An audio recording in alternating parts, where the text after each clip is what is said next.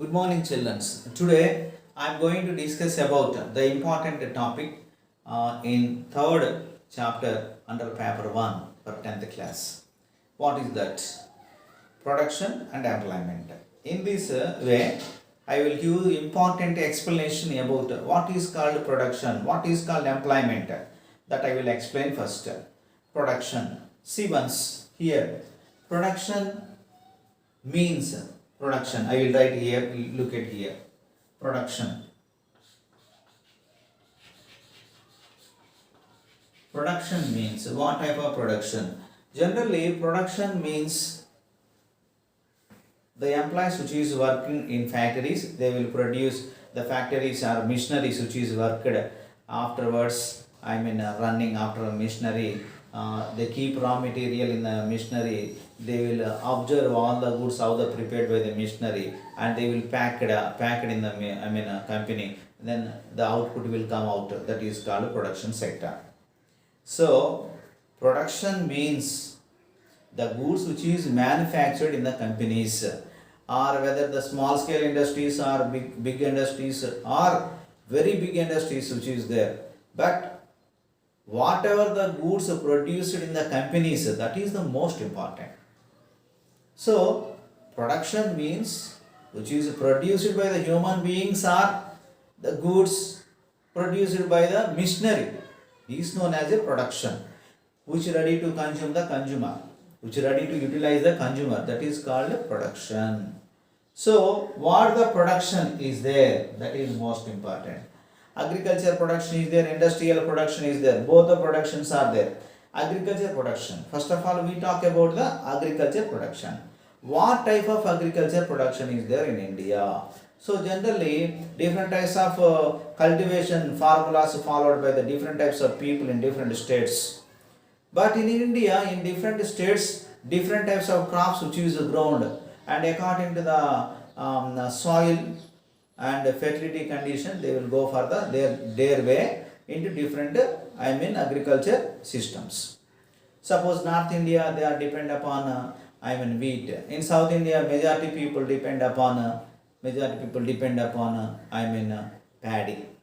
So that's why according to the nature and according to the environment conditions, they will go for their ways.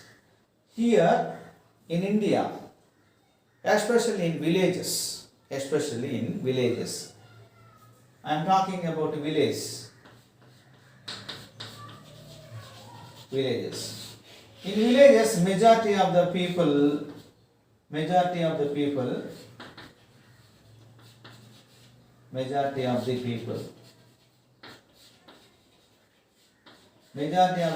belongs to farmers. They depend upon agriculture. Majority of the people belongs to farmers or peasants. Their families are depend upon only agriculture or allied activities. But here I am asking one important question. In villages, majority members in agriculture sector engaged only females. Who are engaged in majority members who are engaged in agriculture sector, those are females.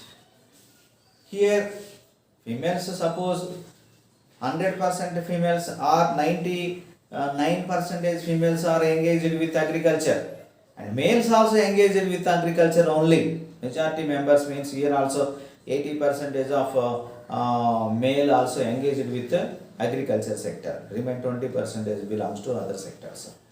But in villages, majority people are engaged with agriculture and allied activities. So here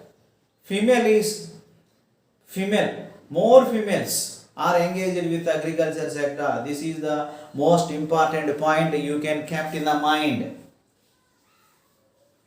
More female engaged with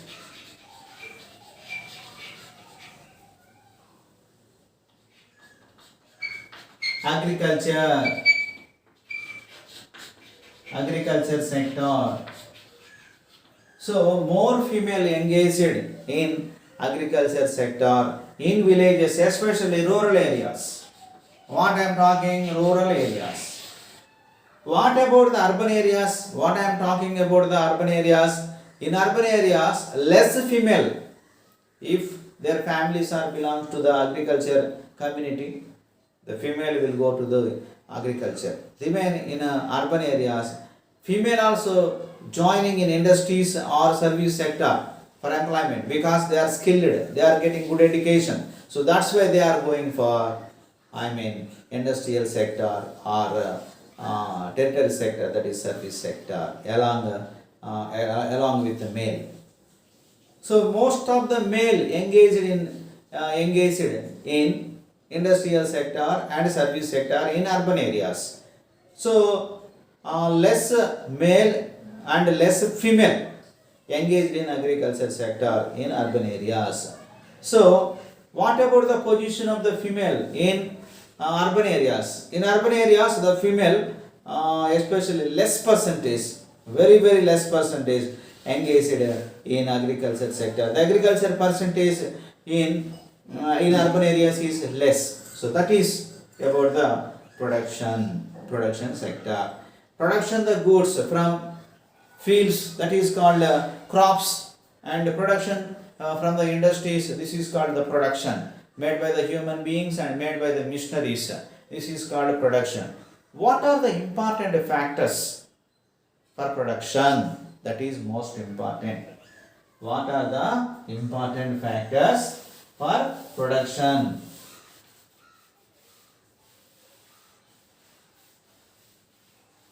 What are the important factors for production? That is most important. Simply we say factors of production. Factors of production. It is ninth class portion subject to this matter. Already this point explained in ninth class also. Factors of production: land, labor, capital, and entrepreneur.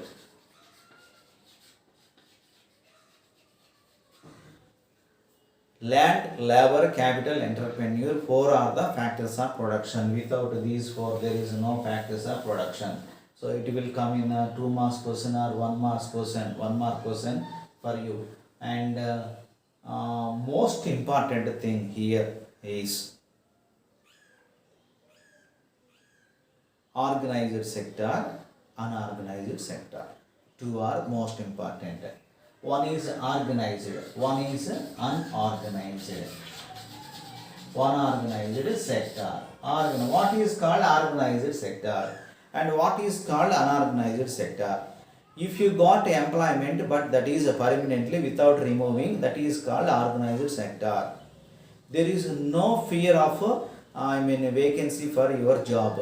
There is no termination of your job. When you are joining, there is no changes. There is no removing. So that is organized sector. Unorganized sector means there is no job guarantee. That is called unorganized sector. I will explain with a beautiful example. In our textbook, one example is given, that is Narasimha. What is that? Narasimha.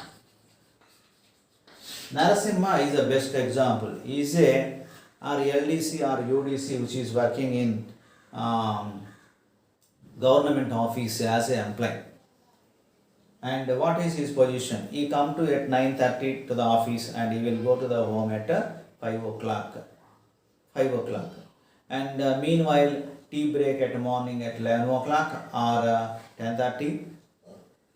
And lunch break is there 12:30 to 1 o'clock. And afterwards in 3 o'clock again tea break is there. Meanwhile, leisures is also there. So this is the facility provided by the government for Narasimha. Just watching given work by the government, I maintain records and properly maintain the record work. And second category, unorganized sector, that is Rajeshwari. Rajeshwari is the best example which is given for unorganized sector. She is house construction worker. House construction worker. First of all, we talk about organized sector. What is organized sector? Organized sector means there is a job guarantee, there is no removing thing, and after getting employment, you can permanent in the job up to retirement. Certain age is fixed for retirement. For in our state, 60 years.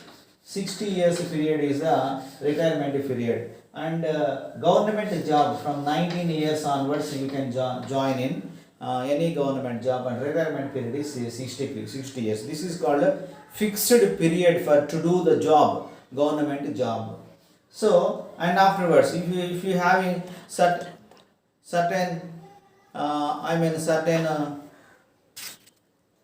if you having certain qualification, high qualification, then you are getting good salary. So that's why here I am saying, according to the qualification, according to the skill, you are getting good salary, and experience also added. According to the experience, you can do the very fast. The job is doing very fast. That is also most important thing. According to experience, we are getting a good salary. And here one more is there. Promotion is also there. Promotion means you are an expert, experienced person. Then you are going to the higher position. After certain years, you are going to the higher position, and higher job, you are getting the higher job. That is called experience mode. So these facilities available. And one more important thing, Sunday is the holiday, and all festivals are holiday. National festivals are holidays. All holidays are paid leaves. That is the most important thing. All holidays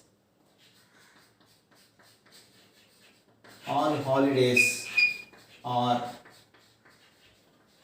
paid leaves, and they will pay the salary in holidays. And sick leaves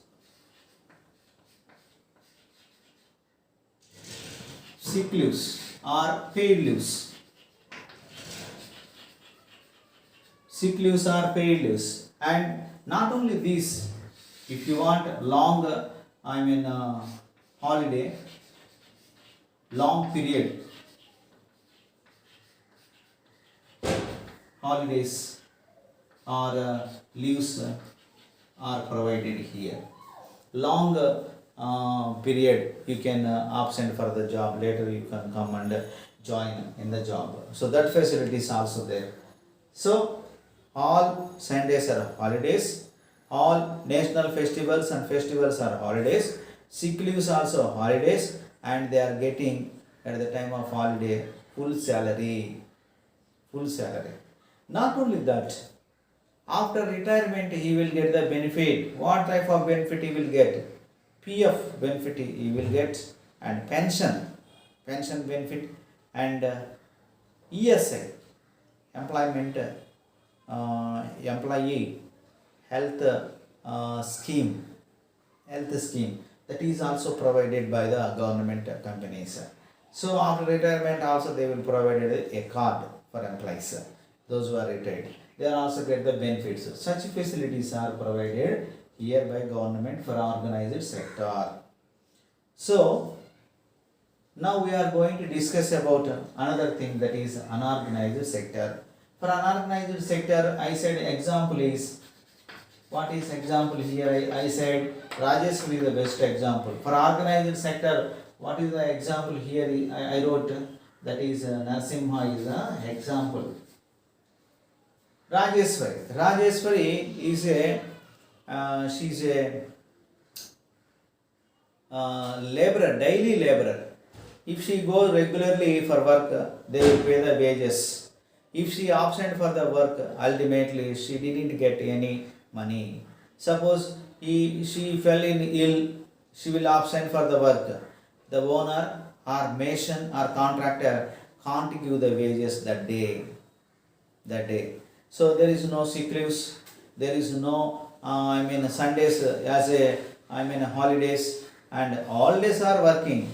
If there is a work, if there is a wage, if there is a money, without work there is no money. Such a principle is there in unorganized sector. And one more important thing is there is no guarantee. There is no guarantee for the job. There is no guarantee. There is no guarantee for the job. And there is no equal salary. There is no equal salary. In government sector, for example, in organized sector, equal salary is there. Equal salary. Equal salary is there for male and female. Both are joined means they will get the equal salary here. But in case of organized sector, there is equal salary. In case of unorganized sector, there is no equal salary, and there is no medical benefit. There is no medical benefit.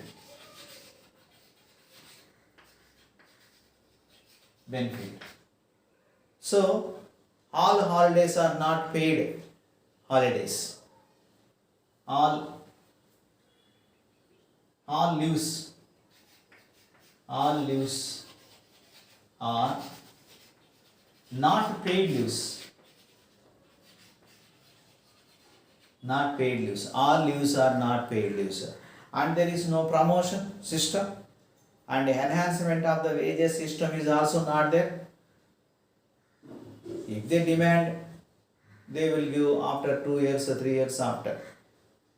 But there is no certain process for promotion, certain process for an enhancement of the wages. Such a system is not there. If she not work, there is no money. And the PF, such facilities is there, not there. But government is provided PF facility. It means pension facility. Those who are crossed 60 years, they are called senior citizen.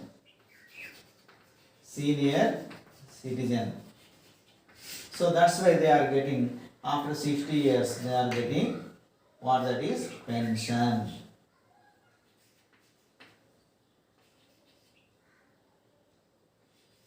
They are getting pension.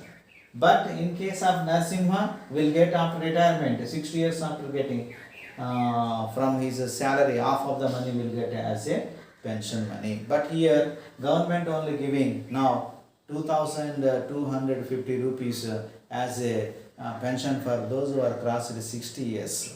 So, in this point of view, which is the best sector? Organized sector is the best sector compared to unorganized sector. But a very important thing is here, in organized sector, just 8% members are getting employment, got employment, and they produced 50% production. They produced 50% production in organized sector. Whereas in unorganized sector, 92% members are getting employment. 92 members are getting employment, and they produce nearly 50% production. So 8% members are getting only organized sector employment, and 92% members are getting unorganized sector employment. But both are produced 100%. So organized sector producing 50% production, and unorganized sector also producing 92% and total 100%. So that's why. So which is the best sector, students? You can say organized sector is the best sector. So where is the competition at present days? So organized sector having heavy competition. So getting government job is a difficult task because there is a lot of competition which is happened in organized sector. In unorganized sector, it means a private sector. There is no, there is no competition like organized sector. So students, you keep in mind it is a very important one. It will come as a 2 marks question as well as a 4 marks question. And I gave here example Narasimha and Rajeshwari, and these are all very important and very easy question also. In coming lesson, I think almost all this lesson is completed. A little bit pie charts are there, and I said it earlier all the pie charts. So this lesson is completed. This is the third lesson finished and today. And before finishment, I will ask some important questions to you. Number 1. In rural area, who are engaged? Majority. In rural area, majority people engaged in dash sector. What is the female role in rural area? The female role in rural area, most of the female is engaged in agriculture. Compared to male, female is engaged in agriculture. And later, what is the role in female role in urban area? In urban area, the female role is very less compared to, especially in agriculture area. But both male and the female role is very less in urban area. Both male and the female are engaged in industrial sector as well as the service sector. In case of in a rural area, very less percentage of the people is participated in industrial sector and as well as service sector. So thank you students. Today what I said you recollect in the mind again.